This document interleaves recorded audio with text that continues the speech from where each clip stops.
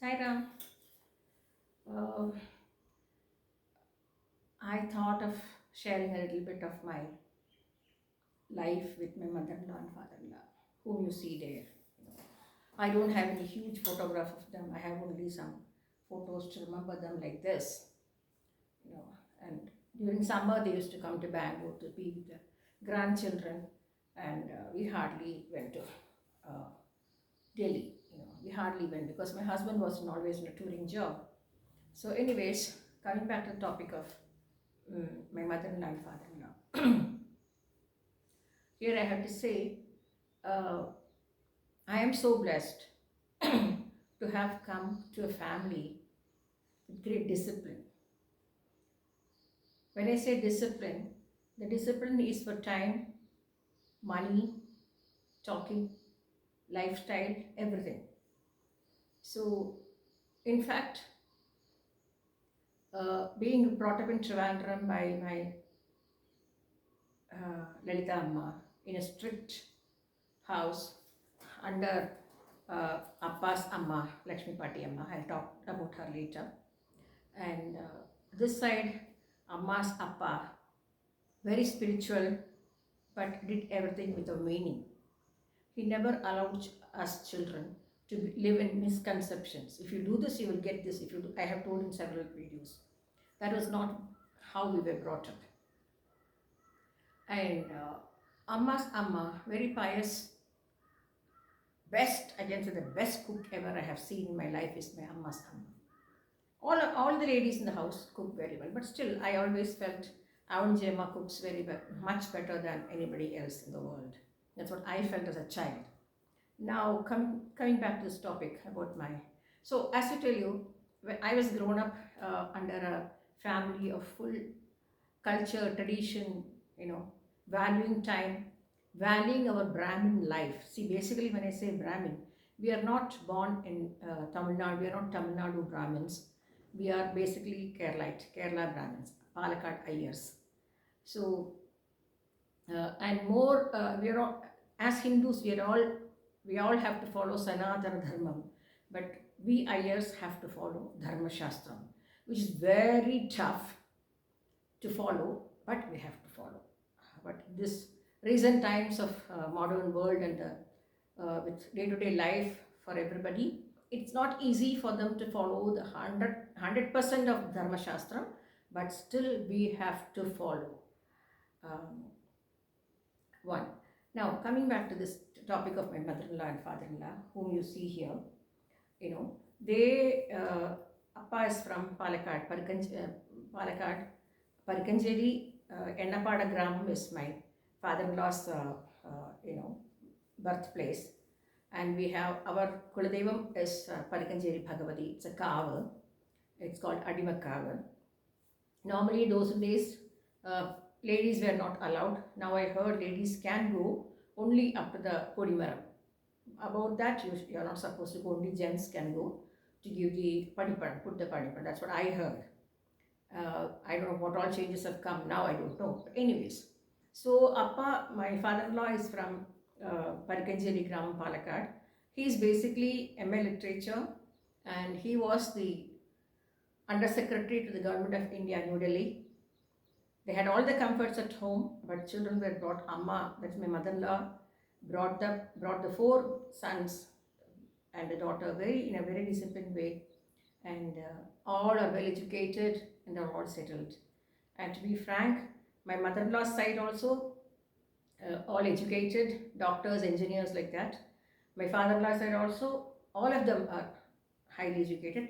Here my Appa's side, all are engineers and doctors. And Amma's side, again engineers, doctors, so all are highly educated, highly qualified, yet they're all down to earth. That's what I have to tell here. So now coming back to this topic about my mother-in-law. I remember when I got married and came, like she stayed with me for 6 months, so that I get accustomed to their way of cooking and other things. Because even though we all belong to the same Kerala, Palakkad cooking is completely different from Trivandrum cooking. Avanavangeri Grama cooking is different. Like that. We are not Tirunelveli or Nagarkol Brahmins. They are different, our cooking is very elaborate. Anyways, so I was stunned to see my mother-in-law get up at 4 o'clock, finish her bath, do the puja, start the cooking, and all the work was done before 7. So I was just thinking, oh my God, I've come to the right place, because my mother was like that, my grandmother was like that, all of them were like that. They never dragged their work from morning till evening. They finish all their work, because see, basically what I mean to say is, ladies who doesn't have any kind of passion and hobby will drag on their work up to evening, giving a picture to the men that, oh, housework is very different, very difficult also. But my amma had loved to stitch, she used to stitch quite a lot, and she never wasted one bit of cloth. And same way, my mother-in-law stitches so well, and she used to knit. My Amma is an expert in crochet. My mother-in-law is an expert in crochet and knitting, and stitching. So honestly speaking, I came to the right family. It was all God sent, and like, it was very nice. I could see her doing things systematically, and she never allowed me into the kitchen, telling, no, no, you be okay. Once we go to Delhi, back to Delhi, you can start cooking on your own. Now why should you come and cook? In spite of that, no, my husband always said, no, you also get up along with Amma at 4 o'clock. You have to go finish your bath and go and help Amma in the kitchen. But she never allowed me to do anything unless some small things. She say, okay, then you do it, kind of. So I'm very blessed to say that it was all my Amma and Appa's Purajanna Punyam, or my Tata and Pati, who've done a beautiful life. I got a beautiful family who are staunch in their spirituality, and they do their ritual things also, but they never ever correlated spirituality to rituality, or rituality to spirituality. But as I told you, they will never say, if you do this, you will get this, if you do that, you will get this. No, it was not like that. It was always told, it is our dharma to do our Nityanushtana Puja, that too were in 9 yards.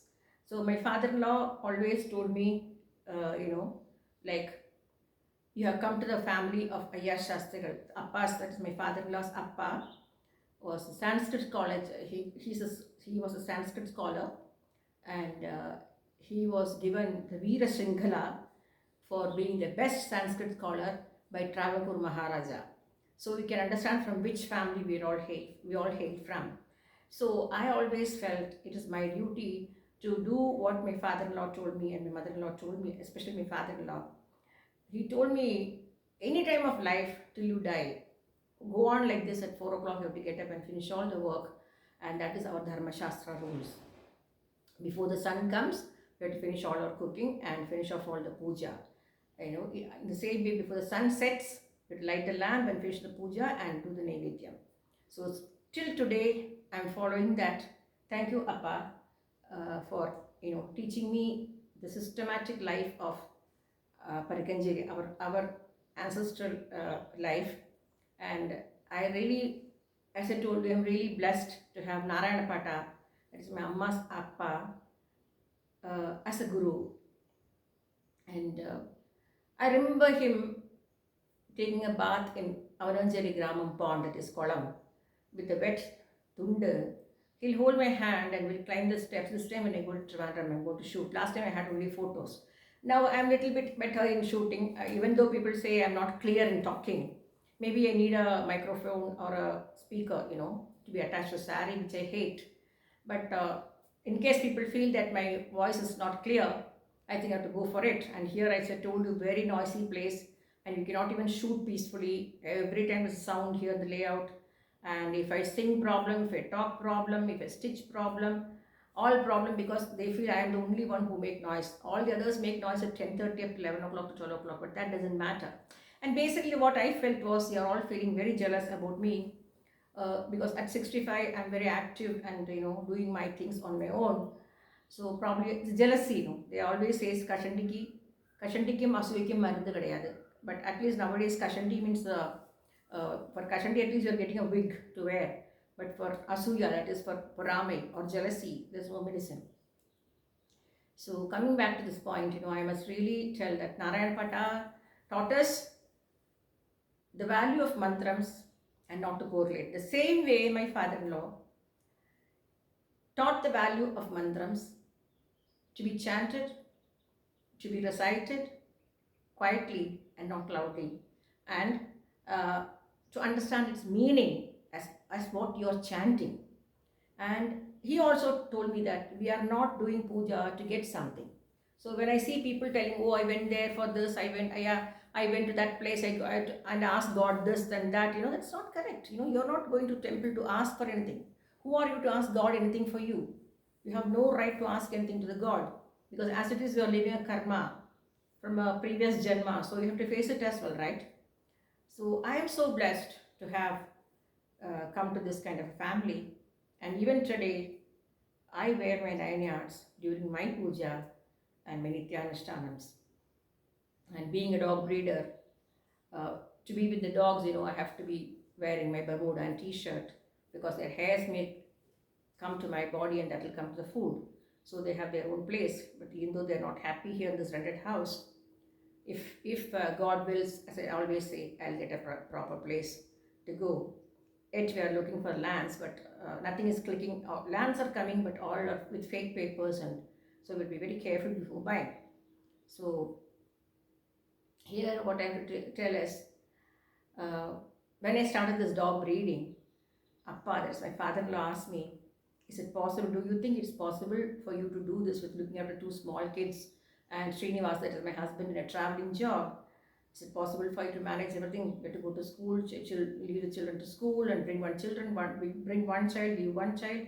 All this, is it possible? And especially dog breeding is not a joke, because uh, it has to be fed with non-vegetarian. So I said, no, Appa, if we all can live in a vegetarian diet and live in a very systematic way, and in a what you call disciplined life, I think let me try. That is how I started my breeding business. And of course, from my mother and father, the same advice, same kind of suggestions, not advice, I would say suggestions. Radhika, I don't think it is possible for you to do it, because we're all Brahmins, we cannot even bring egg inside the house. Even garlic is not allowed inside the house.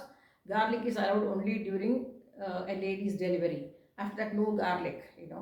So it is like, I said, let me try. And that is how I tried bringing up all the dogs in vegetarian diet. Of course, we have to supplement with this vitamins and minerals and calciums and everything. But I became very successful.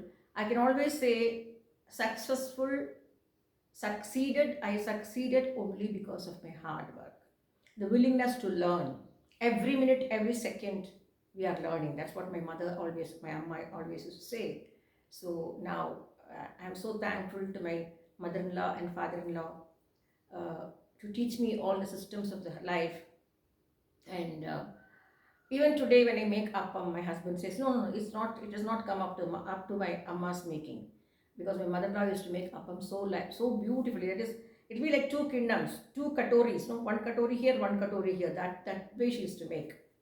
But of late, those days rice was good. These days rice, different rices, so you cannot expect that kind of thing. But still, I'm trying my level best, and I know I'm doing a very good job. But of course, the son feels the appam has not reached to the mark of his mother. So that's okay. And that's how we grow, that's how we grow. Only when somebody is pointing out your mistake, I take it as a growth, so that I grow further. So I'm still growing at 65, have no complaints in life. Whatever life gives you, I take it as a karma back out.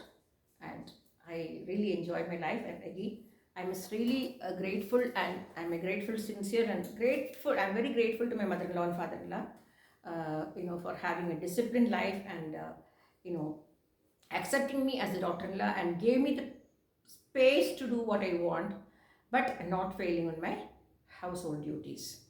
And yeah, about my husband, I've always told you, he has never said no to what all I did. He has encouraged me everywhere, and even today he's encouraging me for everything. I always feel when husbands start moving away from you, giving you space, that is when a lady grows. Husband should not come behind you for everything, or the children should not come behind you, or the parents should not go behind the children. Only then the children will grow in life to know what is life, or the wife will learn to grow to understand what is life. That's what I feel. So I'm so very lucky that I got a husband like Srinivas, who's very strict even today. At 75, he's still strict even today, So blessed is my family, and thanks to both my mother, my Amma and Appa, and my father-in-law and mother-in-law, and I'm so lucky to have for having come to this family. Thank you, Saira, and nothing much to talk about today. It's an overwhelming experience that uh, I learned everything from my mother-in-law. That is because I had to learn their kind of cooking. So because our cooking is, as I told you, our cooking in Trivandrum is something different, and Palakkad cooking is something different. So I cook. It is like that. When my husband goes out of station, I used to cook what my mother used to cook, and when my husband is back in town, I cook what all his mother cooked, so that he doesn't feel bad, or nor I do feel bad. So my daughters, both the daughters grew up enjoying both the food, little bit of difference in each, but they are all well versed. At the age of 10, my Dhanya can cook. At the age of 8, my Soumya could cook. So I have taught them so well. They are very disciplined children, and I'm so happy that I could mold my children so well, like the way my Amma, Lalita Amma molded. Thank you, Saira. See you soon with another episode.